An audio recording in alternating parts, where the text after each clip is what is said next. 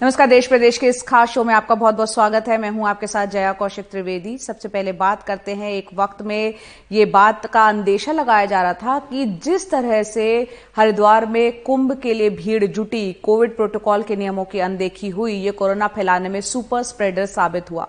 अब हैरान करने वाली बात सामने आई है कि जहां कोरोना काल में कुंभ पर कई सवाल उठ रहे थे, इसी दौरान हरिद्वार में बड़ी तादाद में फर्जी टेस्ट हुए। अप्रैल के दूसरे हफ्ते में हरिद्वार में कोरोना के मामलों में 300% का उछाल आया है। देखते हैं विस्तृत रिपोर्ट। हरिद्वार में कुंभ के दौरान जो कोरोना टेस्ट किए गए उनमें बहुत सारे फर्जी थे।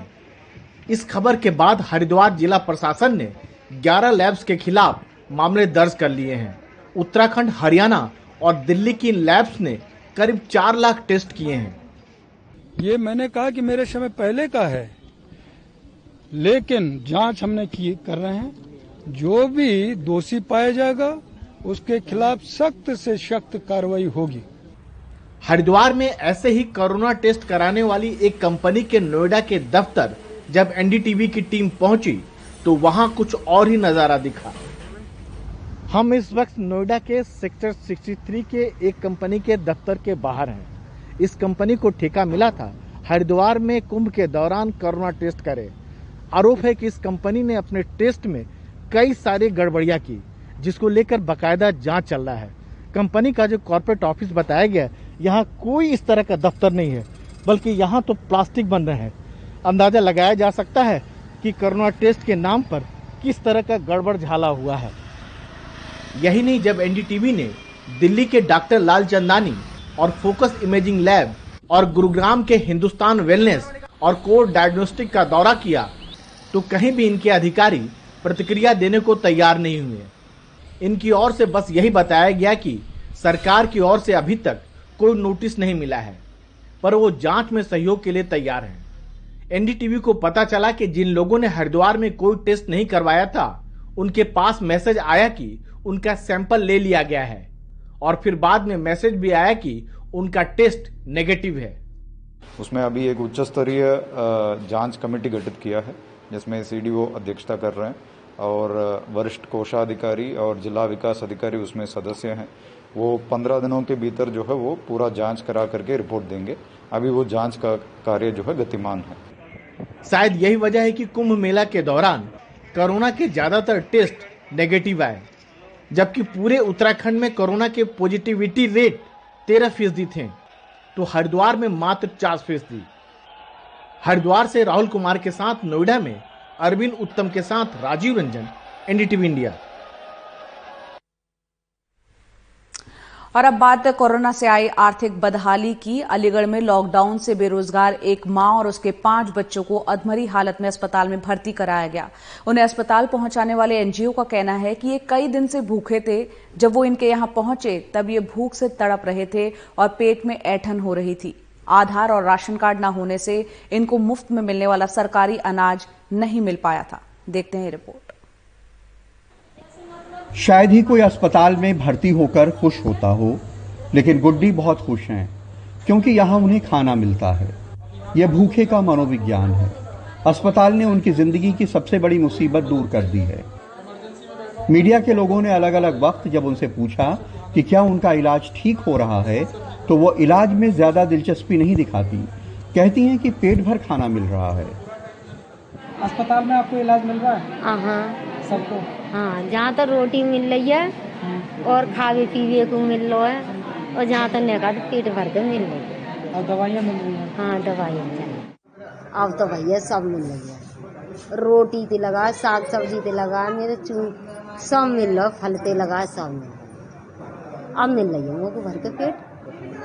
अब तो मैं ना सो रही भूखी। गुड्डी के पति पिछले साल कोरोना के वक्त गुजर गए तो उन पे मुसीबत टूट पड़ी। लॉकडाउन हटा तो बेटे ने मजदूरी शुरू की, जिससे 6 लोगों का पेट पलता। लॉकडाउन में उसका काम बंद हो गया तो वह बीमार हो गया। 2 महीने से गुड्डी का परिवार पड़ोसियों से मांग के खाने लगा। 6 लोगों के परिवार को कोई 4 रोटी देता, कोई 3, कोई 2, कोई बासी सब्जी।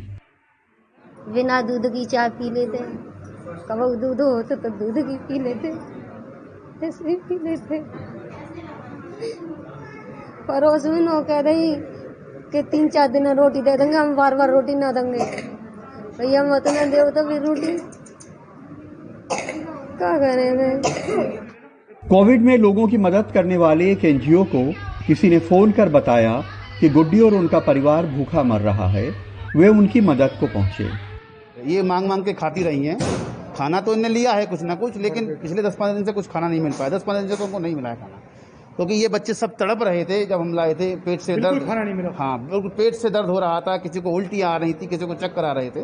तो ये सब सिचुएशन थी हमारे सामने, तो हमने देखा। लॉकडाउन में बड़े पैमाने पे लोग बेरोजगार हुए हैं और सरकार गरीबों को इस मौके पे मुफ्त राशन दे रही है। ऐसे में भी अगर किसी का राशन कार्ड न बनाया जाए तो ये गंभीर अपराध है, लेकिन गुड्डी यही कहती है। अच्छा, राशन कार्ड आपने नहीं बनवाया, आधार कार्ड आपका? बनवाओ, पर भैया वाने दयो ना हो हमारा। हम फिर सिम खो गई मोबाइल की, तो वाने फिर चिड़केबाजी ना दयो। फिर वाने कपिल हुआ एक हमारे वो बना तो आधार कार्ड वाने दयो ना हो भैया जी। हमने कही भैया दे दे भैया जी। का कहते जी उंगरिया सी छिपी आत कहाँ जाग पे तो चिपको रहते हो मोबाइल, और जाम में तो निकाल ले भैया तू मोबाइल नंबर दे पन्ना दो। गुड्डी का मामला सामने आने पे अब जिला प्रशासन उनकी मदद कर रहा है। ग्राम निधि से उनको 5,000 रुपए की धनराशि तत्काल मुहैया करा दी गई। उनका अंत्योदय कार्ड ऑफलाइन जारी करा दिया गया है। उनका आधार नंबर और राशन कार्ड जो है वो बैंक खाता वो खुलवाने की कार्रवाई हो रही है, और जो भी सरकारी योजनाएं हैं उसमें उनको कवर किया जा रहा है। भारत में कोरोना आने के बाद देश का 40% मिडिल क्लास गरीब हो गया, ऐसा कई अर्थशास्त्री मानते हैं। और कोरोना की दूसरी लहर में करीब 75 लाख लोग बेरोजगार हो गए। गुड्डी का परिवार उनमें से सिर्फ एक है। दर्द के ऐसे लातादाद किस्से होंगे। अलीगढ़ में अदनान और कैमरामैन राजेश गुप्ता के साथ कमाल खान, एनडीटीवी इंडिया।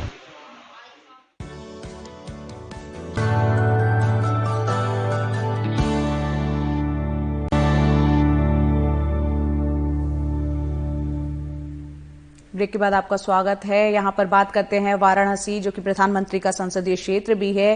पहली बारिश ने बनारस को स्मार्ट सिटी बनाने के दावे को धोकर रख दिया है। कल सुबह से लगातार बारिश हो रही थी, जिसकी वजह से हर तरफ यहां पानी जमा हुआ दिख रहा है। किस तरह की हालत इस वक्त बनारस में बनी हुई है, देखते हैं इस रिपोर्ट में। वाराणसी के दशाश्वमेध घाट जाने का यह रास्ता पूरी तरह पानी में डूबा हुआ है। किनारे लगे पत्थर के छोटे छोटे स्तंभ भर नजर आ रहे हैं, बाकी पानी में डूब गए हैं। इस जल जमाव की वजह से लोगों को आने जाने में और दुकान खोलने में भारी दिक्कत का सामना करना पड़ा। देखिए, ये समस्या तो बहुत ही जटिल और बहुत ही कठिन है। ये जो माननीय सांसद जी वाराणसी के यहाँ एक नारा दिए हुए हैं, स्मार्ट सिटी काशी। आप साक्षात इसको साकार रूप में देख सकते हैं कि किस तरह से उनके कार्य की पारदर्शिता ये जनता के सामने दिखलाई दे रही है। ये थोड़ी सी बारिश हुई है, हर जगह जल जमाव, पानी, दुकानें बंद हैं, जनजीवन अस्त व्यस्त है। यही आलम पूरे शहर में नजर आया।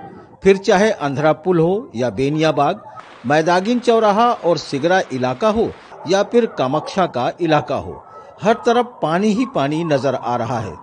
पहली ही बारिश में पानी पानी हुए बनारस को लेकर विपक्ष बीजेपी को घेर रहा है। पिछले लगभग 35 वर्षों से बनारस की यह बड़ी दुर्भाग्यपूर्ण स्थिति रही है, क्योंकि बनारस में महापौर भी भारतीय जनता पार्टी का रहा है, विधायक भी उनके रहे हैं, अब तो माननीय सांसद जी भी देश के प्रधानमंत्री के रूप में नेतृत्व कर रहे हैं। और बड़ी उम्मीदें थी हम लोगों को माननीय प्रधानमंत्री जी से कि इस बनारस को जो उन्होंने क्यूटो शहर बनाने का सपना दिखाया था, लेकिन वो सपना इस जलजमाव की वजह से कहीं पूरा होता दिखाई नहीं दे रहा है। गौरतलब है कि वाराणसी में 133 छोटे और मझोले नाले हैं और तकरीबन 49 बड़े नाले। छोटे और मझोले नाले की सफाई का जिम्मा नगर स्वास्थ्य विभाग का है और बड़े नालों की सफाई नगर निगम के सामान्य विभाग कराते हैं, लेकिन इन दोनों विभागों में तालमेल नहीं दिख रहा। ये जो नाले हैं हमारे, उसकी तो सफाई नगर निगम ने करा लिया, लेकिन जो हमारी जो सहयोगी संस्थाएं हैं जैसे जल संस्थान है, गंगा प्रदूषण है, उनके द्वारा जो कार्य कराया जा रहा है, अभी भी आपने देखा होगा कई जगह खुदाई का कार्य चल रहा है और सफाई का कार्य चल रहा है, जैसे शाही नाला। यदि ये कार्य भी जल्दी से पूर्ण हो जाए तो मुझे लगता है कि जनपद बनारस को जल जमाव से निजात मिल सकती है। जवाहरलाल नेहरू अर्बन मिशन योजना के तहत काशी में बरसाती पानी की निकास के लिए वर्ष 2009-10 में केंद्र सरकार द्वारा 300 करोड़ की धनराशि स्वीकृत की गई थी। इसके अलावा शहर की पेयजल व्यवस्था के लिए भी 600 करोड़ रुपए मिलने की बात है और हाल ही में बनारस के स्मार्ट सिटी बनाने के लिए भी करोड़ों रुपए की योजनाएं आई, लेकिन लगता है कि सब कुछ इस पानी में डूब गया। बनारस को स्मार्ट सिटी बनाने का सपना अगर इन्हीं अव्यवस्थाओं और दुर्व्यवस्थाओं के बीच होना है तो कहना कहीं से गलत नहीं होगा कि गई भैंस पानी में। वाराणसी से पुरुषोत्तम के साथ अजय सिंह, NDTV इंडिया।